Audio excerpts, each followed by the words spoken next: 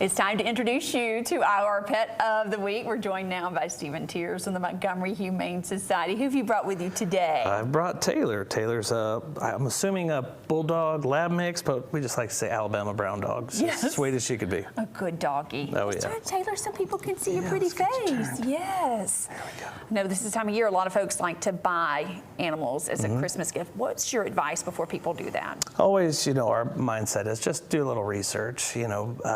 How a dog looks or a cat looks should be secondary to how they fit into your family and, how you work. If you work 12, 14 hours a day, you probably don't need a working breed. So just take some time and look into it, do some research, and make sure you get that pet that's going to suit your lifestyle. That's where your foster program really comes in handy because you get an idea for the personalities, if they work well with other dogs, children, cats. Tell us about that. We do, and fostering is a perfect way for us to, or help us control our population and vital to the success of the adoption center. It's just people get to take these, they'll pick the dog, they take them home.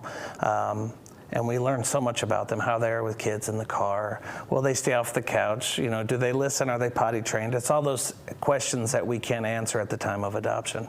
If someone's interested in being a foster family for a pet, how do they do that? It's essentially like an adoption application. It's the same thing. You just fill it out and then just tell us your parameters. If you want a puppy or adult dog or one that's sick, you want to see them through a little illness, we have everything available for short-term to long-term fosters. Look at all their sweet faces. I know you have a lot. Oh, yeah.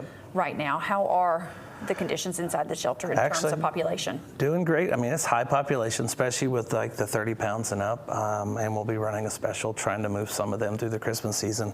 Puppies are, it's okay, but they're constantly coming in, so there's a constant resupply, if you will, for pets for people to come and look at.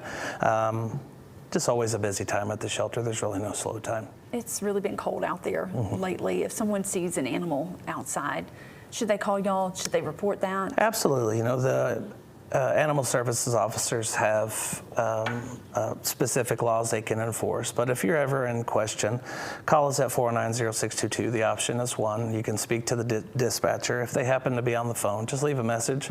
We'll reach back out and then we'll go check on the dog or cat just to make sure everything's okay. There's a great way to support the shelter right now. You have your Christmas wrapping underway. We do. We've been incredibly busy. Well, that's great, though. Yeah. Lee and Glenda are out there working incredibly hard.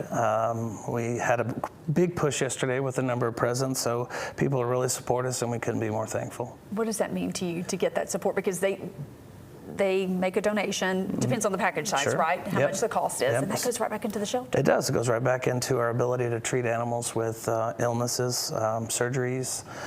It's, all these fundraisers that we do go right back to the animals. So it's, vital. This time of year kind of sets the stage for the rest of the year, so we're hopeful that it's a success. And your package is going to be perfectly wrapped. They do such a good job out there. The bows are beautiful. You're great at bows.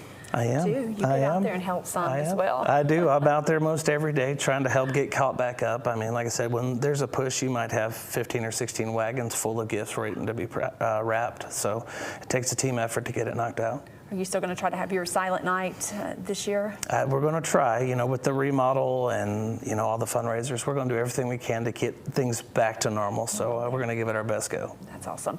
Where are you located out there, the Shop City? Right after the roundabout near where you take pictures with Santa, and right next to that is Priester, so right in the middle. And you're there through Christmas Eve? Christmas Eve, every day. So get out there. Thank you so much. Thank you for having us. We appreciate it. Thank you, Taylor. I hope you have a good home for the holidays. Yeah, it's a good